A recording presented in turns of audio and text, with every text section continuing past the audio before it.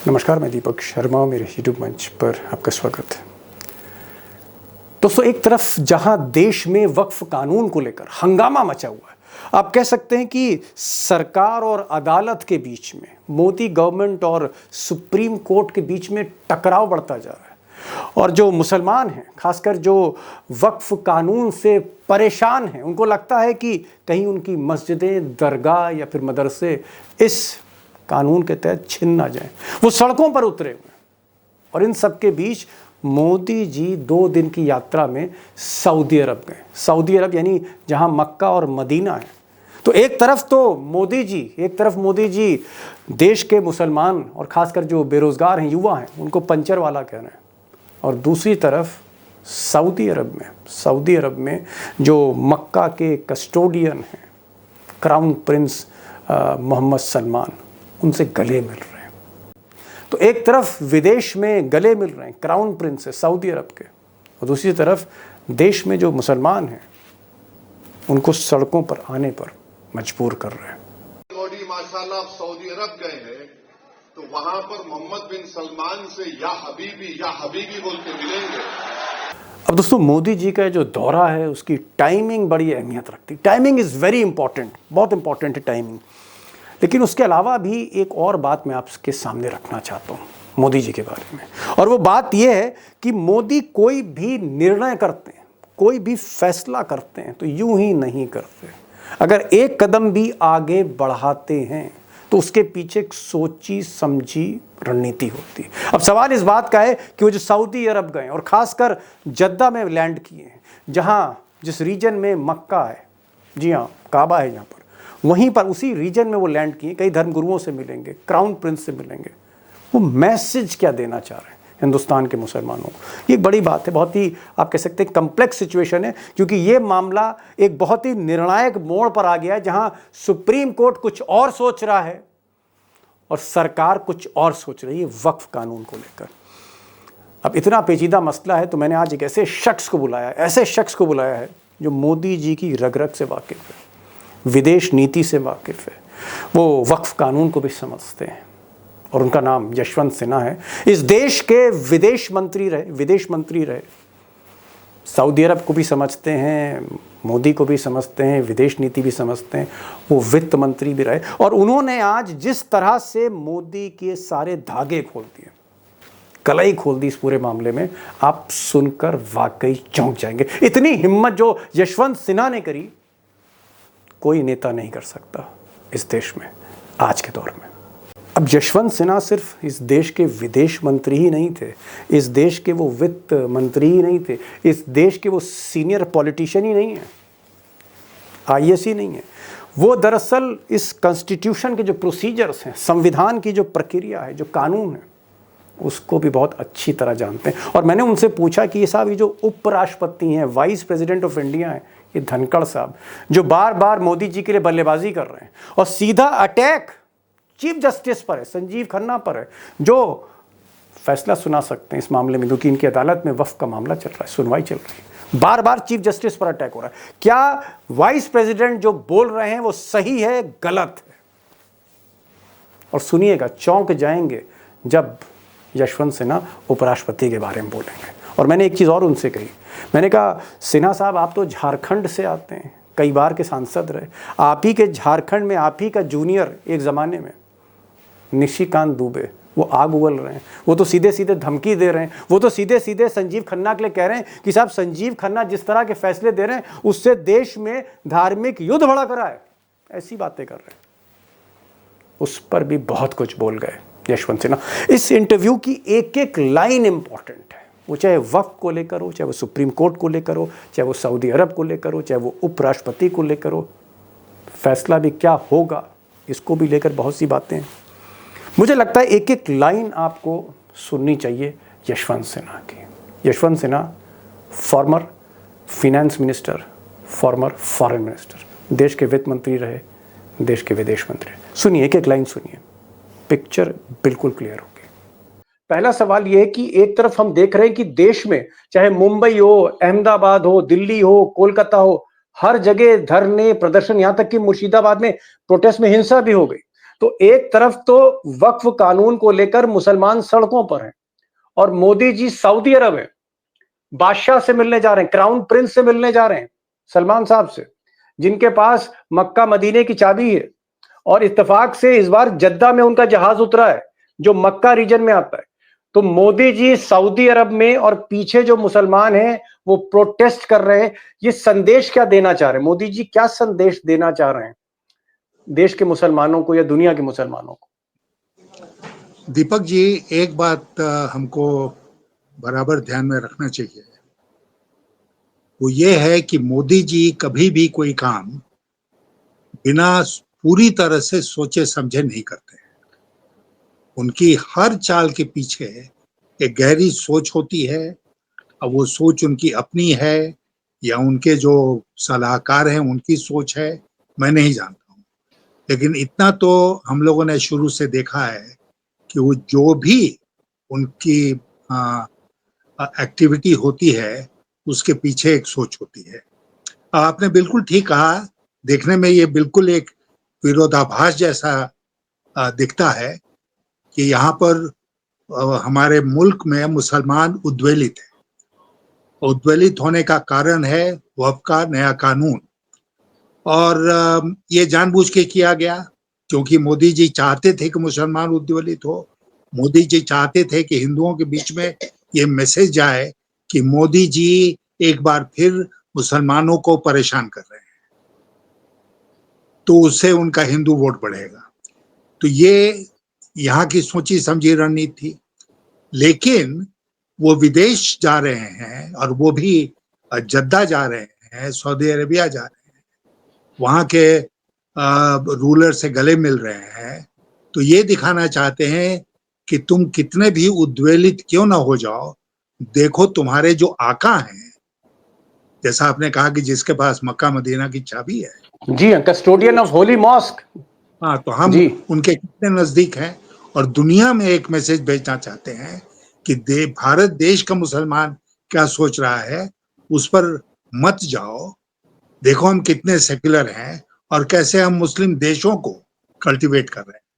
तो एक जी उनका मैसेज देश के भीतर है, एक मैसेज है देश के बाहर के लिए, और जी इसीलिए वो एक बार फिर गए। ये उनका तीसरा ट्रिप है शायद, जी, तीसरा तीसरा दौरा है सऊदी अरब का। सऊदी अरब का। तो इसीलिए वो भागे भागे गए हैं सऊदी अरब, क्योंकि दुनिया में ये संदेश भेज सके कि देश में जो हो रहा है उसकी चिंता मत करो, देखो मुस्लिम जो देश है उनके साथ मेरा संबंध कितना मधुर है।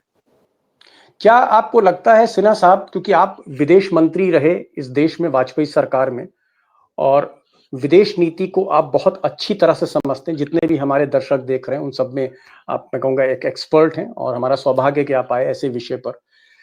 आखिर ये क्या वजह है कि जब मोदी जी हिंदुस्तान में रहते हैं तो अजीब-अजीब बातें करते हैं कि मंगलसूत्र लूट लेंगे, भैंस उठा के ले जाएँगे, आपके साथ ये कर देंगे, पंचर बनाने वाले, फलाना, इस तरह की बातें जो बहुत ही मतलब मुझे लगता है कि अच्छी बातें नहीं हैं, कम से कम प्रधानमंत्री के स्तर पर।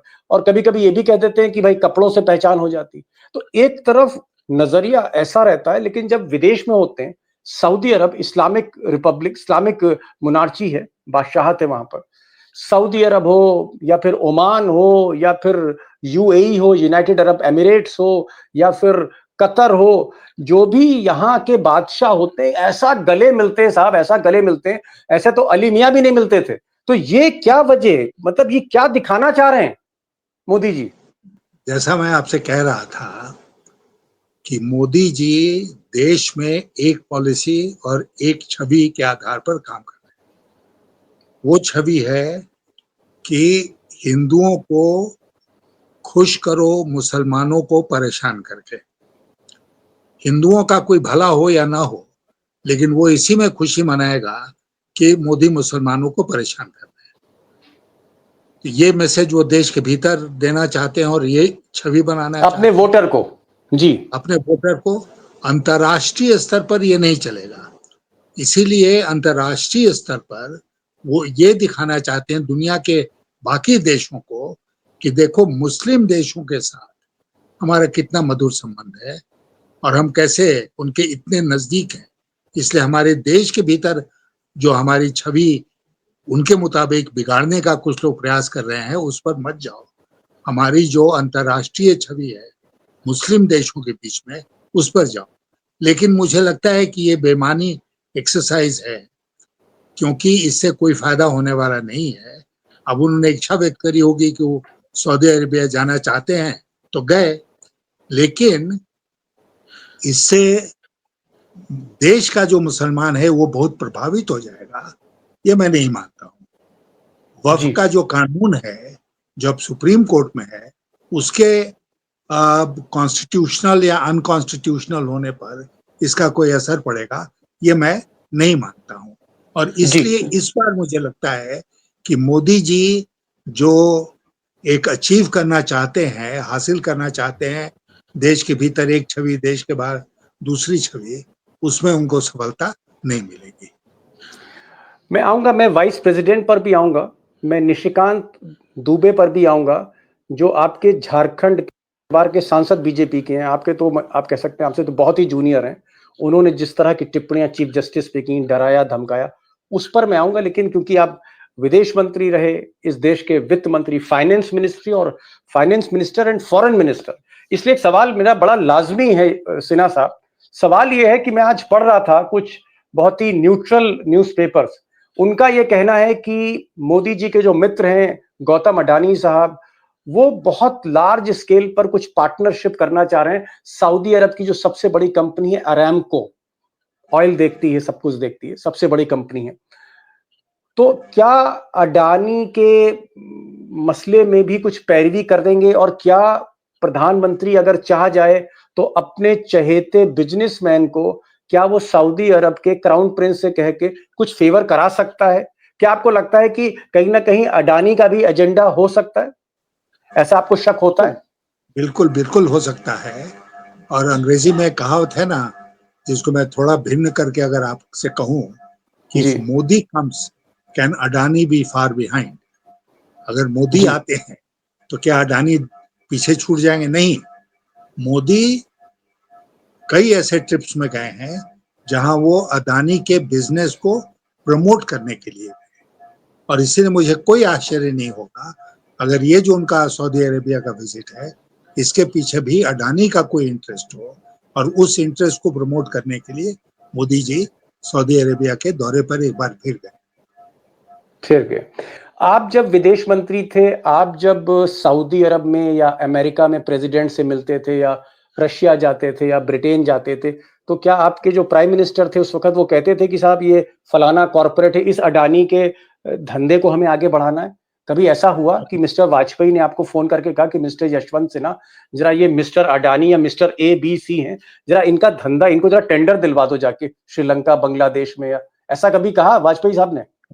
कभी नहीं, कभी नहीं। ना उन्होंने मुझसे कहा मेरी दोनों कैपेसिटीज में, ना उन्होंने किसी और मंत्री को लगाया कि तुम अडानी या किसी और के बिजनेस को, किसी बिजनेसमैन के बिजनेस को प्रमोट करो। देखिए, देश की जो अर्थनीति होती है, देश की जो विदेश नीति होती है, उसमें देश को के इंटरेस्ट को प्रमोट करना लाजमी है। और उस प्रमोशन के दरमियान अगर देश के बिजनेस को प्रमोट करना है तो वो भी लाजमी है, लेकिन वो पूरे बिजनेस को प्रमोट करना है, एक व्यक्ति के बिजनेस को नहीं प्रमोट करना है। इसलिए जब हम लोग विदेश जाते थे, चाहे प्रधानमंत्री अटल बिहारी वाजपेयी, चाहे मैं, या दोनों साथ साथ, तो वहां पर हम लोग बिजनेस मीट भी किया करते थे। वहां के लोकल बिजनेसमैन के साथ बाजाबता मीटिंग होती थी, उसमें हमारे बिजनेसमैन भी होते थे, वहां के लोकल बिजनेसमैन भी होते थे। तो ये था देश के बिजनेस को प्रमोट करना, किसी व्यक्ति विशेष के बिजनेस को नहीं प्रमोट करना। लेकिन अभी जो कुछ हो रहा है उसमें तो यही नजर आ रहा है कि भाई अडानी के बिजनेस को प्रमोट करना है। जी तो मुझे इसमें कतई आश्चर्य नहीं होगा अगर जो अनकही बात है मोदी जी के सऊदी अरेबिया के ट्रिप का, वो है कि अडानी के बिजनेस को प्रमोट करो। जी।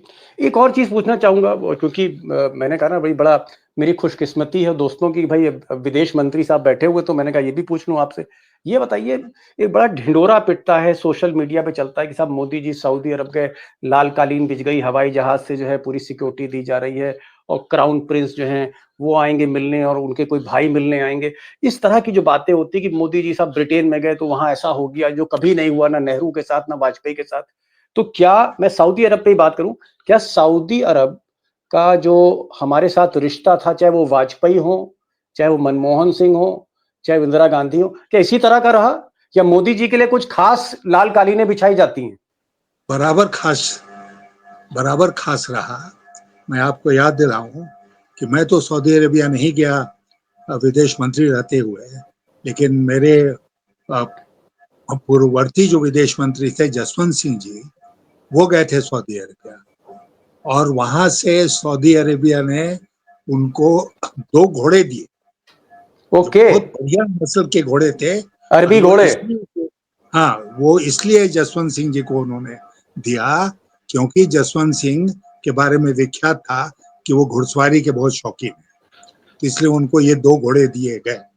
तो जी। ये जेस्चर होता रहता है। मैं आपको बताऊं, कोई नई बात नहीं जी। डंका जी। पिट रहा ये हुआ ना। अब मैं अपनी बड़ाई नहीं कर रहा हूं, लेकिन मैं ये जरूर कह रहा हूं कि अटल जी के समय में, जिनका मैं विदेश मंत्री था, उस समय मैं वॉशिंगटन गया विदेश मंत्री की हैसियत से, और मेरी मुलाकात होनी थी वहां के विदेश मंत्री के साथ, बातचीत होनी थी वहां के विदेश मंत्री के साथ।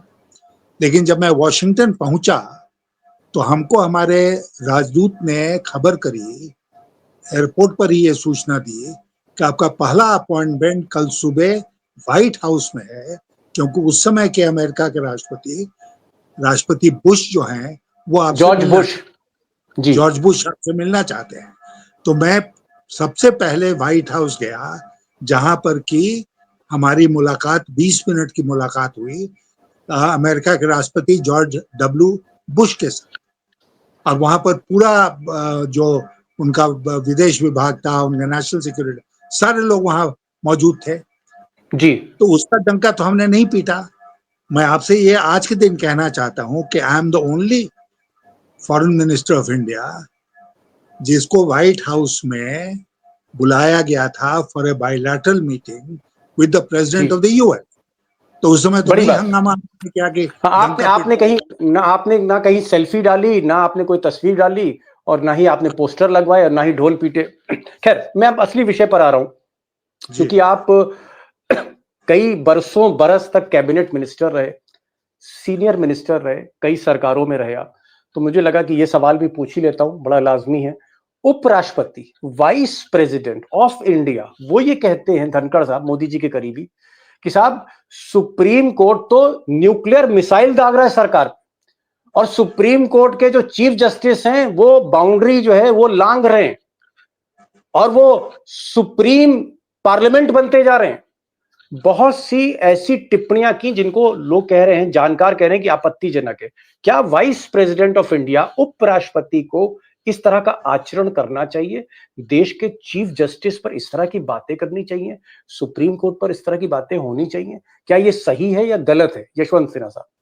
बिल्कुल ही गलत है। मैंने किसी भी दृष्टिकोण से वाइस प्रेसिडेंट साहब की कि इस बयान को का समर्थन नहीं किया जा सकता है।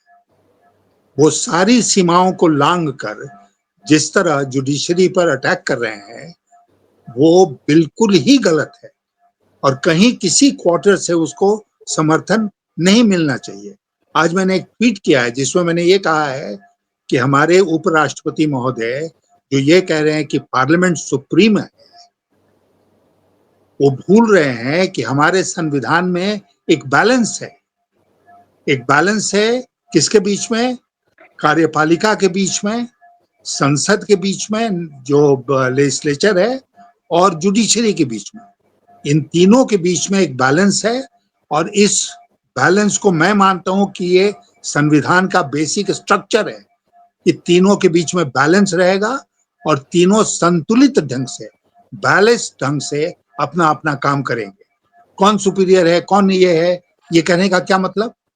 पार्लियामेंट जी। कानून बनाएगी, अगर वो गलत कानून होगा मेजोरिटी के आधार पर, तो सुप्रीम कोर्ट उस पर नहीं बैठेगा फैसला करने के लिए। अगर कोई जी। सुप्रीम कोर्ट को अप्रोच करता है, तो ये कहाँ का लॉजिक है? हमारे वाइस प्रेसिडेंट साहब बिल्कुल ही गलत हैं और मुझे अफसोस है कि उस पद पर बैठकर वो इस तरह का बयान दे रहे ऐसा क्यों कर रहे हैं सिन्हा हैं। साहब? नहीं, इसलिए कर रहे हैं, देखिए, वाइस प्रेसिडेंट साहब हों या निशिकांत दुबे हों, मैं तो उनका नाम भी नहीं लेना चाहता था, लेकिन ये आप देखेंगे कि ये कोई एक वन ऑफ नहीं है कि गलती से कुछ मुंह से निकल गया और उन्होंने ये बात कह जी दी। नहीं, प्लीज नोट कीजिए इस बात को दीपक शर्मा जी, कि एक जी सोची समझी रणनीति का ये हिस्सा है। The final frontier of Modi government is the judiciary. ओ उन्होंने सबके ऊपर कंट्रोल कर लिया है। अब कोई ऐसी संस्था हमारे प्रजातंत्र की नहीं बची है जिसके ऊपर सरकार का कब्जा नहीं हो गया है। अगर कुछ इंडिपेंडेंस, स्वाधीनता बची है तो वो बची है न्यायपालिका में, और this is the final frontier जो वो कॉन्कर करना चाहते हैं, ताकि उनकी अथॉरिटी को कोई भी चुनौती नहीं दे। नहीं और वक्त चलिए में जो कानून पास हुआ है वो सुप्रीम कोर्ट में गया है। जो कुछ सुप्रीम कोर्ट ने अभी तक कहा है उससे जाहिर होता है कि सुप्रीम कोर्ट आंख बंद स्टे करके दे इसमें सकता। फैसला नहीं करेगी, वो आंख खोल के फैसला करेगी। और यही इन लोगों को परेशान कर रहा है, धनखड़ जी को परेशान कर। धनखड़ जी इस देश के वाइस प्रेसिडेंट है ना, उपराष्ट्रपति है, जी राज्यसभा के चेयरमैन है। उनको तो निष्पक्षता की हद तक पहुंचकर अपनी बात कहनी चाहिए, और वो सरकार से भी 10 कदम आगे चल के इस तरह की बातचीत कर रहे हैं। बहुत ही दुख नहीं, बहुत ही शर्म की बात है कि बहुत ऐसा ही हमारे शर्म की देश। बात है। चलिए मैं आ रहा हूँ, एक और सवाल जरा। निशिकांत दुबे की आपने चर्चा करी, ठीक है, आपसे निशिकांत दुबे और यशवंत सिन्हा में कोई तुलना नहीं की जा सकती। तुलना करना मतलब यशवंत सिन्हा का अपमान है। लेकिन अब चूंकि भाई खबर में है, सुर्खियों में, इसलिए तो पूछना पड़ेगा, इतनी इतनी बड़ी खबर है।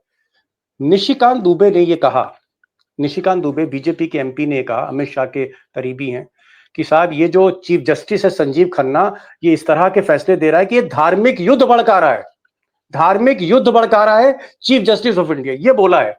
क्या आपको लगता है कि ये क्लियर कट कंटेम्प्ट है सुप्रीम कोर्ट का? ये एक बहुत गलत परंपरा है जहां हम एक इंडिपेंडेंट जुडिशरी का घोर अपमान कर रहे हैं। अगर हम भारत के संविधान में जरा भी विश्वास रखते हैं, उसके प्रति हमारे मन में जरा भी निष्ठा है, तो इससे और बेतुका बेहुदा बयान हो ही नहीं सकता। और इसलिए मैं मानता हूं कि बात यही नहीं थमनी चाहिए, बात को आगे ले जाना चाहिए, दूर तलक ले जाना चाहिए। और जिस भी अपराध के दोषी हैं निशिकांत दुबे, उस अपराध को के लिए उनको दंड मिलना चाहिए। तो क्या दंड होगा आगे चल के तय होगा। लेकिन मैं आपको एक बात बताऊं, मैं भी अपने गृह क्षेत्र हजारीबाग में हूं, झारखंड में। यहाँ पर भाजपा के जो लोग हैं उसमें निशिकांत की लोकप्रियता चरम पर है, चरम पर। लोग कह रहे हैं बहुत अच्छा किया, देखो कितना बढ़िया गरियाया है चीफ जी जस्टिस को। तो एक ये भी है कि कोई कुछ इतनी गलत बयानी करे तो उसके गुण और दोष को देखने के बजाय समर्थन दे दो। और भारतीय जनता पार्टी में तो उसके अध्यक्ष नड्डा जी ने अपने को दूर कर लिया निशिकांत अगर दुबे के वाजपेयी बयान। होते, अगर अटल बिहारी वाजपेयी होते और तब ये निशिकांत खुलेआम गाली बकते, अपशब्द कहते चीफ जस्टिस को, तो क्या एक्शन करती तब की बीजेपी वाजपेयी के टाइम देख, पे? तब की बीजेपी में तो एक तो बहरहाल ऐसा होता ही नहीं। मैं नहीं समझता कि कोई एमपी, एक साधारण एमपी इस तरह की हरकत करता। लेकिन अगर करता गलती से भी तो उसको तुरंत दंडित किया जाता। इस तरह थोड़ी छोड़ दिया था खुले सांड की तरह की जहां जाना है वहां जाके सिंह मार। ये तो प्रोत्साहित किया जा रहा है ना उनको। मोदी जी का बयान जी इस मामले पर क्यों नहीं आया अभी तक? मोदी जी तो हर चीज के बारे में बयान देते हैं। वो अमेरिका के उपराष्ट्रपति वैंस आए हैं, उनके बच्चों के साथ खेलते हैं। ये बच्चों की डिप्लोमेसी, एक नई तरह की डिप्लोमेसी शुरू हो गई है हमारे जी देश में। लेकिन मोदी जी ने इस पर एक शब्द कहा? क्यों नहीं कहा? क्या देश के प्रधानमंत्री को इस विषय पर नहीं बोलना चाहिए? जी बात इतनी बढ़ गई है और उस पर वो खामोश जी बैठे हैं। इसलिए खामोश हैं कि उनकी मिली भगत है। जी उन्हीं से, उन्हीं के शय पर ये सब कुछ हो रहा है। जी। एक अंतिम सवाल पूछना चाह रहा हूं मैं आपसे, और ये सवाल भी बहुत ज्यादा कंट्रोवर्सी में है। और एक बीजेपी की तरफ से, चाहे वो वाइस प्रेसिडेंट हो, निशिकांत हो, दिनेश शर्मा हो, या बाकी जो सांसद हैं, नेता हैं, वो ये ऑन रिकॉर्ड कह रहे हैं, और बहुत से पदाधिकारी भी इस तरह की बात कह रहे हैं बीजेपी की तरफ से। जब संसद ने, लोकसभा और राज्यसभा ने एक कानून पास कर दिया, तो सुप्रीम कोर्ट कौन होती है कि वो उस पर टिप्पणी करे, वो उस पर अंतरिम स्टे की बात करे? सुप्रीम कोर्ट जो है वो संसद से बड़ी नहीं है, और जो कानून पास हो गया है उस पर सुप्रीम कोर्ट उंगली नहीं उठा सकता। मेरा सवाल ये है, from the layman point of view, क्या सुप्रीम कोर्ट को अगर लगता है कि वक्फ के कानून में कमियां हैं, ये वायलेशन है कॉन्स्टिट्यूशन का, तो क्या उसको खारिज कर सकती है? क्या उस पर्टिकुलर नियम को स्टे कर सकती है? यशवंत सिन्हा साहब। देखिए, मैंने आपसे पहले भी कहा था कि हमारे संविधान में एक संतुलन है। न्यायपालिका, कार्यपालिका और संसद के बीच में एक संतुलन। और ये कह देना कि पार्लियामेंट का कानून जो है उसको देखने का अधिकार नहीं है सुप्रीम कोर्ट को, तो ये संविधान की ना समझने वाले लोग ही ऐसा बोलेंगे। इस देश में अनेक ऐसे कानून बने हैं जिनको कि सुप्रीम कोर्ट ने कहा कि ये संविधान के विरुद्ध है और उसको बदलना पड़ा या उसको निरस्त करना पड़ा। तो इसलिए सुप्रीम कोर्ट का संविधान के अंतर्गत ये अधिकार है कि पार्लियामेंट में जो कानून बनेगा उसके ऊपर वो बैठकर देखेंगे कि वो संवैधानिक है या नहीं है, और अगर वो संवैधानिक नहीं होगा तो पूरे कानून को या कानून के उन प्रावधानों को वो निरस्त कर सकते हैं। ये संविधान में अधिकार है सुप्रीम कोर्ट को। और जो लोग इस बात को कह रहे हैं कि पार्लियामेंट के कानून को सुप्रीम कोर्ट नहीं देखेगा, तो कौन देखेगा? ये थे यशवंत सिन्हा। बड़ी बड़ी बात कही। देश के वित्त मंत्री रहे, देश के विदेश मंत्री रहे, बरसों बरस का सरकार चलाने का आप कह सकते हैं तजुर्बा रहा। आज की तारीख में one of the senior most politician Hindustan के हैं, और बहुत एक्टिव हैं, निष्पक्ष, निडर, बेखौफ आवाज है। इन्होंने एक बड़ी बात आखिर में कहा। नहीं, पूरा इंटरव्यू दोस्तों आप सुनिएगा, एक एक चीज रिकैप करके, रिवाइंड करके। लेकिन एक बात जो आखिर में कही, जो बहुत बड़ी कंट्रोवर्सी है, उपराष्ट्रपति की वजह से शुरू की, उस पर एक परफेक्ट एक क्लैरिफिकेशन दिया है सिन्हा साहब ने। उन्होंने कहा है कि सुप्रीम कोर्ट को अगर लगता है कि अगर ये मान लीजिए वक्फ कानून है, इसमें कोई चीज गलत है, कोई नियम गलत है, और वो पारित हो गया राज्यसभा से, लोकसभा से, वो कानून बन गया, लेकिन अगर गलत है नियम और वो वायलेशन कर रहा है संविधान का, कॉन्स्टिट्यूशन का, तो सुप्रीम कोर्ट के पास पावर है, या तो उस नियम को निरस्त करे, या सरकार से कहे इसको बदलो, या उस पर स्टे दे। सिन्हा साहब आप आए, आंखें खोलने वाला ये इंटरव्यू था। चाहे आपने मोदी जी की सऊदी अरब के दौरे की बात की हो, या फिर निशिकांत जैसे और उपराष्ट्रपति जैसे लोग जो अलग बहुत से आपत्तिजनक बातें कर रहे हैं, उनको आपने सीधे सीधे एक आईना दिखाया हो, और जो आपने आखिर में कहा कि सुप्रीम कोर्ट के पास पावर है, किसी भी कानून को अगर वो गलत है उसको निरस्त भी कर सकती। शुक्रिया बहुत बहुत आने का। Thank you so much sir for joining this programme. Thank you so much mister Sinha.